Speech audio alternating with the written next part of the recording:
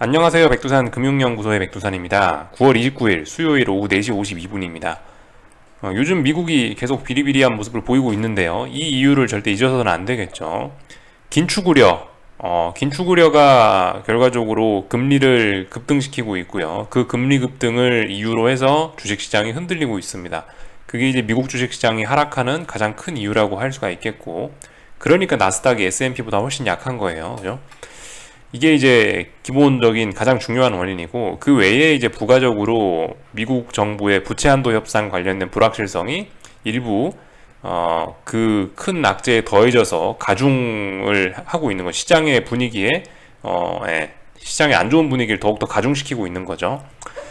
그래서 오늘 아침에 저하고 뉴스 기사를 같이 보긴 봤는데, 그 부채 한도 협상이 잘 안 됐을 경우에는 10월 1일부로 해서 디폴트 선언이 될 수도 있기 때문에, 오늘 9월 29일이죠. 그렇기 때문에 우리가 이 이슈에 관해서는 어쨌든 잊지 않고 계속 주시를 하긴 해야 될 겁니다. 그런 점들을 확인할 수가 있겠고, 하여튼 그래서 어제 미국은 나스닥이 3% 가까이 빠지고 S&P는 2% 정도 빠졌는데요. 오늘 아시아장 이 미국의 하락폭을 생각해보면 생각보다 강했던 것 같기도 하고 그렇습니다. 일본은 2% 정도 빠졌고 중국 1.8% 정도 빠졌고요. 오히려 항생은 플러스 마감했고 한국은 마이너스 1.2%입니다. 그죠? 이 아시아장 오늘 생각보다 강했다라는 생각이 드는데요. 이 사실 요즘에 이제 시장이 하락하고 있는 이유가 긴축 우려 뭐 이런 건데요. 어쩌면은 아시아장은 먼저 긴축에 대한 우려를 좀 시장에 먼저 반영한 감이 좀 없지는 않다는 생각입니다. 긴축 이야기하면서 코스피가 꺾인 지가 제법 오래됐죠. 분위기 꺾인 지가. 그러니까 이제 막상 저런 이야기가 나오니까, 본격적으로 뭐 파월이 인플레를 우려하고 이런 이야기가 나오니까 사실 미국보다 좀 덜 빠지는 모습이 보이는 것도 뭐 자연스러워 보이긴 합니다. 근데 아무튼 이 아시아장의 개별적인 그림을 살펴보면 완전 정배열인 어떤 뭐 거의 뭐 완전 정배열 상태인 미국 주식시장보다 훨씬 처참하죠. 그죠? 단기 하락 추세 혹은 뭐 중기 하락 추세 이런 것들이 지금 진행 중인 모습들이기 때문에, 오늘 하루 뭐 미국보다 더 강했다라고 해서 뭐 그게 뭐 엄청나게 실망할 거리고 뭐 엄청나게 뭐 그런 건 아니라는 생각입니다. 아무튼 그래서 이런 이야기들을 좀 드렸고, 이 한국 시장 장 마감할 때쯤 되니까 이 전반적으로 전 세계적으로 다시 반등세가 좀 유입이 되는 것 같더라고요. 한국 시장 장 막판쯤에 일제히 아시아장들이 아래 꼬리를 좀 달기 시작했고요. 그리고 유럽 같은 경우는 지금 뭐 0.8에서 1% 가까이 상승 출발을 하기도 했습니다. 하여튼 그 유럽 시장 분위기가 참 중요한 것 같다라는 생각이 듭니다. 그죠?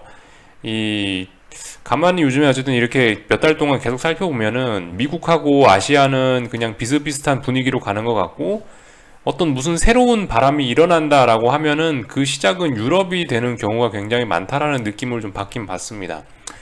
예, 아무래도 그 시차 때문이겠죠. 그죠?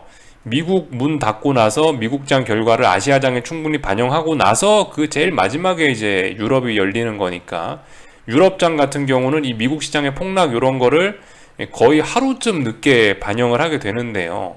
물론 이게 그죠? 그러니까 미국 시장 장 막판에 있던 그런 분위기, 일부는 유럽하고 미국하고 같이 열려 있는데 미국 시장 후반전은 이 유럽이 반영을 하지 못하죠. 문 닫아버리니까요. 시차상 문제로 문 닫으니까.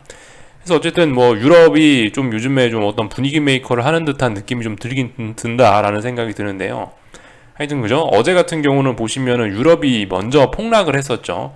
유럽이 막 급락하고 있으니까 그때부터 분위기가 안 좋아져가지고, 하여튼 뭐 미국도 급락하고 오늘도 한국도 급락하고 이런 것 같은데, 하여튼 오늘 장 마감할 때쯤부터 해서 한국장 마감할 때쯤부터 매수세가 들어왔고, 유럽이 지금 현재 이렇게 초록색인 거 보니까 아마 뭐 오늘 밤에 아니면 뭐 내일 분위기가 좀 좋으려나 어쩌려나 뭐 잘 모르겠습니다. 일단 하여튼 근데 뭐 유럽이 뭐 지가 1% 오른다, 뭐 오늘 밤에 미국이 뭐 1% 오른다라고 해서 어쨌든 하락 추세, 단기 하락 추세를 극복하고 이런 건 아니긴 합니다.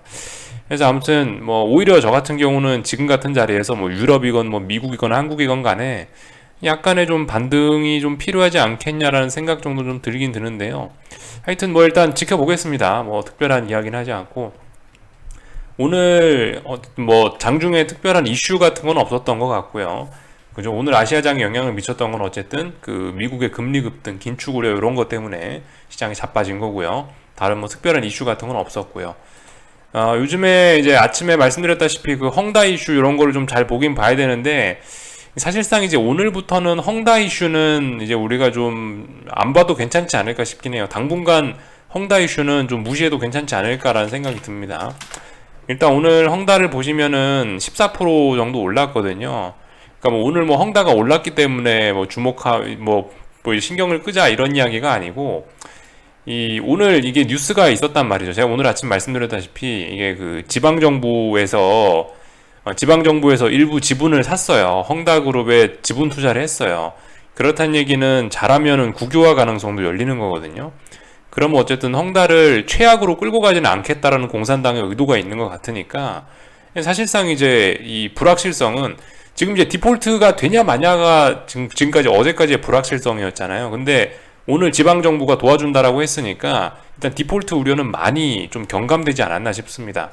디폴트 우려 많이 사라졌으면 헝다와 관련된 불확실성도 당분간 시장에서 좀 잊혀질 수 있겠죠. 그래서 이런 점들 생각을 하시면서, 아무튼 오늘 그래서 헝다그룹은 그 이슈로 인해 15% 정도 반등을 했는데, 앞으로 이게 이제 제 생각엔 시장에 더 이상 영향을 미칠 일은 없을 것 같긴 합니다. 헝다와 관련된 건 잊어도 되지 않을까라는 조심스러운 생각이 들고 있고, 헝다 덕분에 오늘 홍콩은 보시다시피 이렇게 상승 중인 것 같습니다. 아직도 마켓이 열려 있네요. 네. 일본 뭐 2% 정도 급락을 해서 결과적으로 여기 직전 저점 자리를 강하게 붕괴시켜 주었고요. 그러니까 이제 하락 N자 되겠죠. 하락 N자 완성하러 갈 거고, 아직도 하락 쪽으로 목표치가 더 남았습니다. 그죠?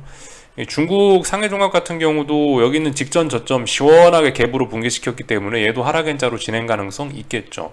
아직까지 얘도 이 목표치가 아직 덜 찼습니다. 얘 좀 더 빠져야지 하락 N자 목표치 충족되는 거예요. 아무튼 그래서 이때 일본하고 중국 같은 경우 이렇게 이 빠져야 될 자리에서 직전 고점, 어떤 전고점 자리에서 저항 인식하고 빠져야 될 자리에서 잘 빠지고 있으니까, 만약에 이제 이런 자리에서 숏을 잡으셨던 분들은 가만히 있으면 되겠죠. 가만히 있으면 될 겁니다. 딱히 뭘 할 거 없이 한번 끝까지 가보셔도 괜찮을 것 같아요. 일본은 여기서 고점을 살짝 높였었기 때문에 뭐 중국보다는 조금 더 강한 모습 보이는 것 같은데, 아무튼 뭐 그렇다고 지금 자리에서 뭐 내가 이런 자리에서 잡았던 숏을 팔아야 되냐? 그렇지는 않다라고 봐요. 그냥 계속 한번 주구장창 들고 가 보는 게 괜찮지 않을까라는 생각입니다. 그죠? 그래서 한번 위험을 이런 자리에서 감수했으면 이제는 그냥 가만히 쳐다보는 거예요. 어떻게 되나. 손절 라인만 세팅해 놓고 한번 가만히 지켜보면은 가장 좋지 않을까 싶습니다. 이게 지금 이런 이야기를 드리는 거는 기본적으로 어떤 큰 시세를 먹겠다라고 하시는 분들 입장에서 말씀을 드리는 거예요. 저는 뭐 매매는 어떻게 할지 잘 모르겠고요. 단기적인 매매하실 분들은 이제 알아서 하셔야 되는 거고, 어쨌든간 뭐 그렇습니다. 뭐 만약에 내가 큰 꿈이 있어서 뭐 나는 뭐 금융위기급의 시세를 먹을 거야. 그런데 이거 빠졌다고 쏠랑 막 있던 숏 물량을 팔아먹고 그러면 안 되겠죠. 금융위기를 나는 큰 시세를 먹을 거야 하는 사람이 이런 자리에서 비중 축소하면은 그건 이제 좀 별로 그 앞뒤가 맞지는 않을 것 같습니다. 그러니까 본인의 이 오래전에 드렸던 이야기인데, 본인의 투자 컨셉이 뭔지를 확실하게 정해 놓으시고 그 컨셉에 맞게 대응을 하셔야겠죠. 나는 매매할 거야 하시는 분들은 오늘 같은 날 비중 줄이고 이런 거 당연히 해야 되는 겁니다. 그죠? 다만 목표치가 크신 분들은 이런 자리에서 굳이 막 비중을 줄이고 어쩌고 하는 거 없이 그냥 우직하게 계속 밀고 가보자, 이런 이야기를 드리고 있습니다. 뭐가 답인지는 몰라요. 그래서 이런 이야기를 드렸고, 오늘 밤에 또 파워르장 연설이 있네요. 오늘 밤 파워르장 연설이 있습니다. 오늘 밤이 아니네요. 정확하게 얘기하면 밤 12시 넘어서니까 한국 시간으로 오늘 밤이라 하긴 뭐한가요? 하여튼 그렇습니다. 오늘 밤쯤에 어쨌든 이 파워르장 연설이 있으니까 요거 이벤트 정도 이 파워르장이 뭐라고 하나 한번 들어보시고요. 모릅니다. 또 최근에 또 시장이 급락을 해가지고 이거 파워르장이 또 자기 가진 주식이 또 막 폭락하는구나 이러면서 또 다시 립서비스 해줄지도 몰라요. 어쨌든 파워르장은 요즘에 연준 위원들이 그런 이야기들 많이 나오고 있죠. 뭐 주식을 가지고 있는데 그저 뭐 자기 주식을 아니면 뭐 자기 자산을 살리려고 연준 정책들을 완화적으로 갖고 가는 게 아니냐, 어떤 뭐 중립성 이런 이야기 계속 나오지 않습니까? 그죠? 글쎄요. 어쨌든 파월의장이 오늘 밤에 또 시장을 살려줄지 어쩔지 지켜보자고요. 근데 오늘 어설프게 살려주면은 제 생각엔 더 얻어맞을 것 같아요. 지금 주식시장이 상승하길 바라시는 분들은 빨리빨리 폭락해라. 빨리빨리 폭락하길 바라는 게 오히려 더 나으실 수도 있어요. 지금 이런 자리에서 어설프게 아무튼 시장이 반등해봐야 오히려 하락을 더 가속시킬 가능성이 좀 높아 보이거든요. 지금같이 이런 뭔가 좀 분위기가 좀 예전과는 달라졌죠. 긴축 이야기가 나오고 시장이 자꾸 반등해야 될 자리에서 반등 못하고 비리비리 흘러내리고 있는데, 차라리 이렇게 이런 더러운 분위기를 극복하는 데는 폭락만 한 게 없습니다. 차라리 그리고 어떤 큰 숏을 노리는 제 입장에서는 저는 그런 폭락을 바라지는 않고 있고요. 저는 반등할 자리에서 적당히 반등하고 중요한 지지선 만나면 반등하고 이러면서 철저히 한 칸 한 칸 각각의 격전지에서 충분히 싸워서 이겨가면서 저는 멀리 갔으면 좋겠다라는 생각이지. 아무튼 뭐 그렇습니다. 오히려 아무튼 상승을 바라시는 분들은, 빨리 시장이 반등했으면 하시는 분들은 오히려 폭락하기를 기도하시는 게 좋으실 수도 있을 것 같아요. 아무튼 지금 상황은 근데 시장이 폭락도 잘 안 하고 보시다시피 장중에 이렇게 오늘 아래꼬리 달고 올라오는 등 이런 모습들을 보이고 있죠. 오늘 보시면 선물이 400을 살짝 깼다가 결과적으로 아래꼬리 쭉 달고 올라와서 399예요. 또 그리고 코스닥 시장 같은 경우도 보시면 개파락으로 왕창 붕괴돼서 장중에 좀 빠지다 결과적으로 양봉입니다.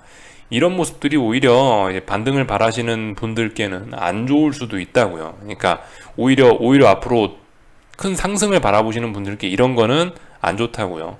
이런 자리에서 차라리 팍팍 폭락을 하면서 하락 에너지를 빨리 소진을 시켜버려야 이게 상승이 전환이 돼도 좀 매끄럽게 가는 건데, 아무튼 뭐 그렇다고요. 오늘 이런 모습들이 아무튼 저는 뭐 그다지 숏을 보는 입장에선 나빠 보이지는 않습니다. 하방을 보는 입장에선요.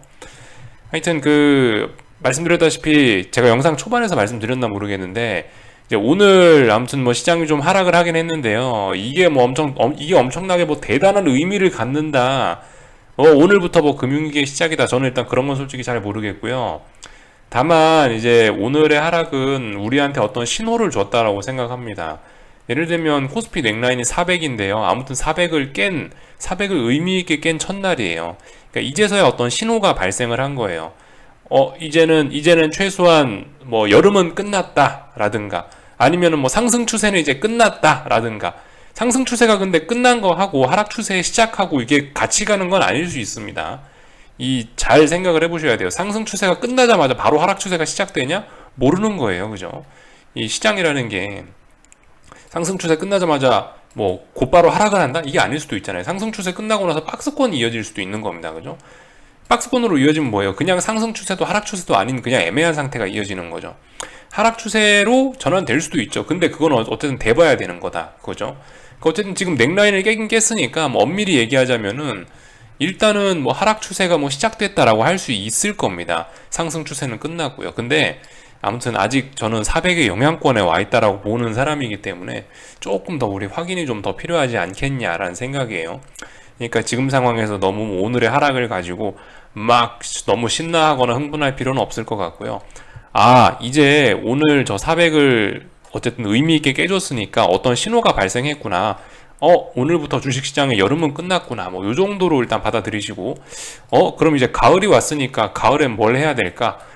겨울을 대비하면 좋지 않을까라는 생각으로 무엇인가를 이제 앞으로 슬슬슬슬 해나가면 된다라는 어떤 그런 신호가 등장했다라는 정도로 보고 있습니다. 그래요. 그래서 어쨌든 보시다시피 400을 붕괴를 시켰고, 그게 아무튼 중요한 의미를 가지긴 가집니다. 굉장히 큰 의미가 있다라고 보여지긴 해요. 여름에서 가을로 넘어왔다라는 생각은 들긴 들고요. 아무튼 이 자리에서 잘 봐야 되겠죠. 어쨌든 404, 405 부근에서 한 번에 400을 확 깨버린 거기 때문에 저는 어쨌든 요 부근에서 좀 싸워야 된다라고 생각을 해요. 더군다나 오늘 241선도 시원하게 붕괴시켰기 때문에 여기 보이시죠? 지금 삼성전자 차트. 삼성전자가 241선을 만나고 어떤 짓들을 했는지 한번 가만히 보세요. 삼성전자가 241선을 최초로 깬 게 8월 13일이었는데 무려 9월 말까지 한 달 반을 여기서 241선 갖고 놀다 결과적으로 아래쪽으로 내려오기를 지금 인정을 한 거란 말이에요. 그러니까 지금 400이란 자리도 그렇고 241선이라 이런 자리도 그렇고, 이런 자리가 어쨌든 굉장히 어떤 무거운 지지선들이 모여있는 자리이기 때문에 상승 세력들이 한 번에 상승 세력들이 이런 자리를 한 번에 포기하지는 않을 거라는 생각이 들어요. 그러니까 우리는 이 주변에서 또 싸우겠죠. 이 주변에서 싸우는데 일단 신호는 들어온 거예요. 여름이 끝났다, 가을이다 라는 신호는 들어왔으니까 이제 가을에 맞춰서 여기에 맞게 이제 대응을 해주면 되겠죠. 앞으로는 이제 좀 가슴 딱 가슴 좀 펴고 떳떳하게 반등시 매도 전략 난 하고 있다 이렇게 이야기를 하면 괜찮을 것 같아요. 그렇게 하면 될 것 같아요. 이제부터는요. 근데 뭐 물론 이게 엄밀히 따지면 뭐 이렇게 이제 반등이 올라오면 400 넘어가면 안 되고 또 그러긴 할 건데, 근데 아시다시피 요즘 주식시장이 워낙 그 속임수를 잘 주고 또 개인들도 똑똑해져 가지고 선 딱딱 그어놓고 그 선에 맞춰 대응하고 그런 게 요즘에 트렌드가 돼가지고 아무튼 그래요. 이게 이 아무튼 400은 절대 넘으면 안 돼 이게 아니고, 솔직히 400도 아마 조금 넘어가고 아마 한동안 또 여기서 싸울 것 같아요. 그러니까 그렇게 그 싸움 과정을 잘 활용하셔갖고 그런 사이에 이제 우리는 뭔가 포트폴리오에 변화를 줘야 되겠죠. 아무튼 이제 어떤 400 밑으로 가겠다라는 신호는 줬으니까 이 신호를 믿고 이제 여기서 이제 반등시 매도 전략을 살살살 해봐야 되겠죠. 예. 그런 식으로 접근하시면 될 것 같습니다. 뭐 코스닥 시장 같은 경우도 같아요. 코스닥 시장 같은 경우도 어제 말씀드렸던 뭐 현물지수 기준으로 1495 뭐 요 정도 자리가 중요한 자리라 말씀드렸는데, 안 올라오면 제 입장에선 좋을 수 있는데, 숏을 보시는 분들 입장에선 안 올라오면 좋을 수도 있는데, 근데 올라올 수도 있단 말이죠. 그러니까 어떻게 해야 된다?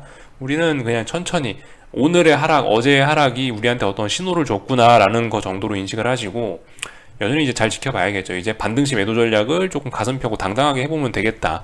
지금까지는 반등시 매도 전략이 사실 그저 조금 좀 그 추측과 그냥 뭐 추측에 기반해서 그런 이야기를 제가 드렸던 건데, 이제는 어쨌든 이런 신호가 나왔으니까 조금 더 세게 그런 주장을 해봐도 괜찮지 않을까라는 생각입니다. 아무튼 그래서 당장 오늘 뭔가를 뭐 하고 뭐 그런 것보다는요, 조금 어쨌든 흐름을 좀 충분히 지켜보셨으면 좋겠어요. 그래서 요런 저런 이야기를 좀 드렸고요. 뭐 원달러 환율 잘 올라가고 있고 고점 조금 높이고 있고, 환율 같은 경우는요, 이 예전에 말씀을 한번 드렸습니다. 여기 1190원 자리가 또 어떤 중요한 하나의 마디 가격이라고요. 원달러 환율 보시면 이제 1190원 자리, 여기 보시면 1190원에서 무슨 일이 있었어요. 1190원에서 저기 작년에 여기 6월달, 7월달, 여기 7월 말 요렇게 해갖고 세 번을 터치하다가 와르르르 해서 이제 이런 결과가 난 거예요. 그 1190원이 붕괴가 되면서 이런 일이 난 겁니다. 1190원이라는 자리는 어떤 굉장히 중요한 마디가예요. 근데 지금 보시면은 그 오늘 고점이 1189원입니다. 뭐 물론 1190원 터치는 못했는데요. 이제 대충 1190원의 어떤 저항권에 들어왔다라고 생각을 하시고 생각해 보셔야 되겠죠. 이제 잠깐 지금까지 이게 원달러 환율의 약세가 주식시장에 그 하락을 불러왔었는데, 만약에 원달러 환율이 1190원의 저항대에 지금 무거운 저항대에 걸려 있다라면은 아무래도 주식시장의 하락도 조금 제한될지 모르겠다라는 생각, 이런 거 정도는 우리 같이 한번 해봐야 될 수 있습니다. 그러니까 지금 이런 걸 보여드리면서 제가 드리고자 하는 이야기가 막 급하게 추격하지 말자고요. 그런 이야기를 좀 드리고 있는 거고, 아무튼 그래서 뭐 제 생각에는 원달러 환율 결국은 아마 1190원은 한번 터치하고 조금 조정 좀 나올 것 같긴 해요. 아무튼 그렇습니다. 어느덧 환율이 1190원까지 올라왔네요. 네. 그래서 1190원을 넘어가면은 이제 어디냐, 그 다음 어떤 지지선 중요한 라인은 대충 1210원 정도? 1210원 정도 라인이 될 겁니다.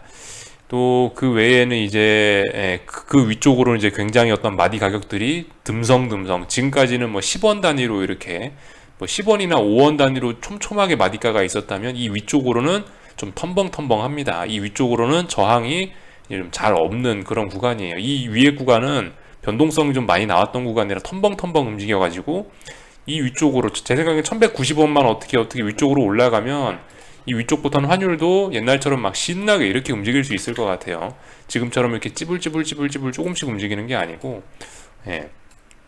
아무튼 그렇습니다. 그래서 어느덧 이렇게 많이 진행이 돼 있네요. 그죠?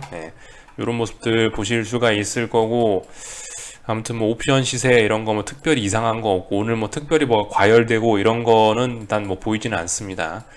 아무튼 오늘 그 개인들이 풋옵션들을 좀 많이 사고 또 아래 꼬리도 좀 달리고 지금 유럽도 반등하고 있고 이런 꼬라지를 보니까 아무튼 그 당분간은 그래도 조금 좀 여기서 반등하려고 시도는 할 것 같은데요. 글쎄요, 뭐 그런 자세한 부분은 잘 모르겠네요.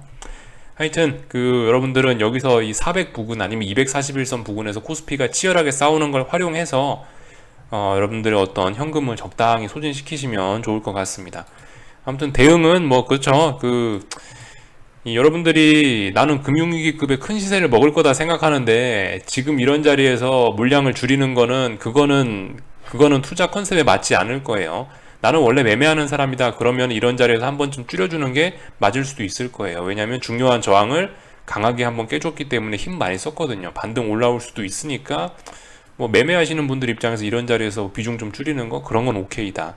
다만 이제 근데 금융위기를 먹겠다고 하는데 뭐 이런 자리에서 뭐 비중을 줄이고 마음이 졸인다. 그러면 그거는 좀 이제 컨셉을 좀 잘못 잡으신 거라고 생각을 합니다. 했던 얘기니까 그만하고요.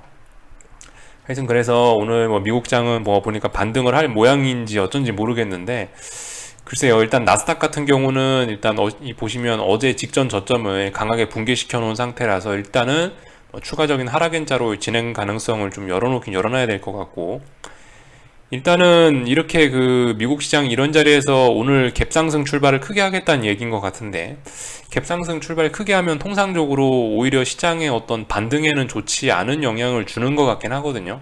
평상시에 드릴 수 있는 이야기이긴 합니다. 뭐 요런 점들 요런 점들 생각을 해보시면 될 것 같고요. 결과적으로 아무튼 지금 시장이 금리에 주목을 하고 있는데요. 금리의 움직임이 요즘에 좀 과하긴 했습니다. 그죠? 오늘 아침에도 말씀드렸다시피 어디였더라?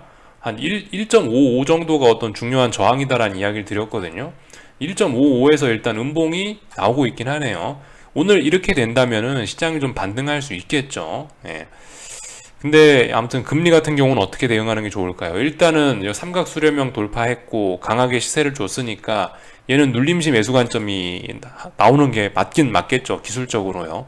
또 그리고 이슈적으로도 봤을 때도 테이퍼링이라든가 뭐 기준금리 인상이라든가 파월의장의 립서비스라든가 이런 것들을 고려하면 결과적으로 앞으로 금리는 올라갈 거니까 눌림시 매수 관점으로 접근하는 게 일단 타당할 거라고 생각을 합니다. 어쨌든 근데 오늘 밤에 이 중요한 지금 저항 1.55 자리에 터치했기 때문에 금리는 좀 내려올 수 있을 것 같고 금리가 내려온다라고 하면 주식시장은 일부 반등할 수 있을 것 같아요. 근데 반등을 잘 활용을 해야 되겠죠. 이제 그런 점들 이야기를 드렸고요. 지금 어쨌든 금리하고 달러가 같이 위로 막 올라가고 있는데 그러면 달러 인덱스도 아마 여기 어디선가 아마 금리가 쉬어간다면 달러 인덱스도 여기 어디선가 좀 이 상승을 멈추지 않을까라는 생각이 조심스럽게 들긴 하네요. 하여튼 지금 보고 있으면 흐뭇합니다. 이제는 그죠? 누가 봐도 이제는 우상향이 됐어요. 이제 누가 봐도 이제 이 달러 약세 시대는 끝나고 기술적으로 이제 아무리 선을 그어놓고 어떻게 봐도 이제는 어쨌든 우상향이 되어버리고 말았습니다. 그죠? 달러 강세 시대가 조심스럽게 어느덧 뭐 바로 옆에까지 온 것 같습니다. 그래서 일단 뭐 이런 정도의 이야기를 드렸고요. 보시다시피 이렇다고요. 이게 현재 독일 시장의 모습인데 이렇게 장대 음봉 낀 사이에 갭상승 출발하는 게 아마 지금 같은 분위기에선 반등에 별로 도움이 되지는 않겠다라는 생각 정도는 하는데요. 일단 뭐 지켜보겠습니다. 하여튼 저항을 굉장히 많이 확인하고 있어요. 그죠? 유럽 같은 경우도요. 독일 지수도. 독일 같은 경우는 지금 모양이 조금 더 미국 쪽보다 안 좋을 수도 있겠습니다. 그죠? 예를 들면은 여기 미국이 이제 3중 고점을 뭐 완성시켰다 어제 뭐 이런 이야기를 오늘 아침에 좀 드렸는데 유럽 같은 경우는 뭐 3중 고점 이런 거 정도가 아니고 아주 고점이 다중 고점입니다. 그죠? 더욱더 안 좋고요. 또 그리고 최근 단기적으로 굉장히 많이 아래쪽으로 좀 꺾이고 있는 모습도 안 좋고 하여튼 그렇네요. 또 그리고 이쪽에 있는 고점대가 지금 이쪽에 있는 고점을 넘어서지도 못했죠. 이런 점들도 분명히 좀 우리가 눈여겨봐야 될 점이긴 한 것 같아요. 하여튼 뭐 유럽 잘 모르니까 뭐 독일 하나만 보면서 이야기를 하고 있는데요. 대충 이런 모습이네요. 그래서 여기까지만 하겠습니다. 궁금한 거는 리플 남겨주시고요. 또 내일 아침에 뵙도록 하겠습니다.